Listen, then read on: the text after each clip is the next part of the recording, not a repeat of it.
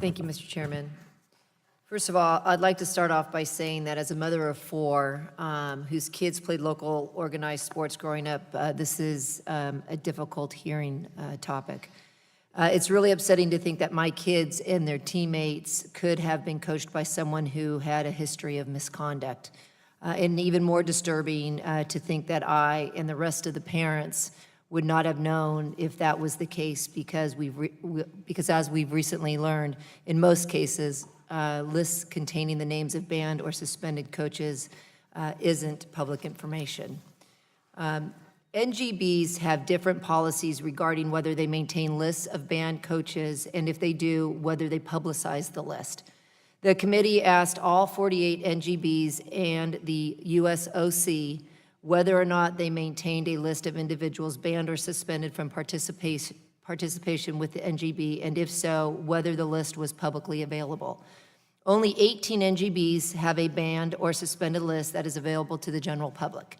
Other NGBs reported to the committee that they shared banned or suspended lists with their members, but do not publicly post those lists, have banned lists but only share it with certain officials, maintain a searchable database of members in good standing, or have not banned or suspended any individuals but would make a list public if they were to do so.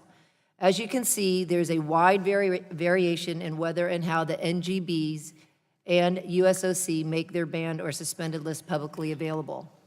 There are clear benefits to having a publicly available list. Ms. Lyons, why hasn't the USOC mandated that all NGBs maintain a list, and further, that they make this list publicly available? We will, working with our NGB partners, I think that we will probably all be in agreement that we need to find a good way to do this so that that information is available, transparent, and all in one centralized place where people can find it. It doesn't exist today, but we will make that a priority for us all to make that happen. So then you will consider mandating that all NGBs publish a public list of all banned or suspended individuals? Yes, I think there's a number of things that we'll end up getting on the new compliance lists that have not been there before as we exercise some more authority in this area. Okay, and this question is for you also. If an NGB puts an individual on a banned or suspended list, would the USOC grant that person access to an Olympic center or event? That should not occur. If that information is visible to us, then we have processes and procedures that would ensure that a person could not get onto an Olympic training site or an Olympic training center, that they would not be certified to go to games that we were supervising. So, to your point earlier, the availability of that information is critical. I think the right procedures are in place to keep them from entering a location, but you have to know that they're banned. Okay, because the production that the USOC made to the committee last week included an email from 2016 regarding someone who had been recently suspended by USA Taekwondo for 5 years due to serious safe sport violations. According to the email, notwithstanding the suspension, this individual was issued a day pass for the High Performance Center in Rio by the USOC. It states, and I quote, "This pass was not officially requested by USA Taekwondo, and this individual is not someone we would grant access to." And it continues, "It appears one of our coaches went directly to USOC staff with the request without our approval and somehow obtained the pass directly," and that's an end quote.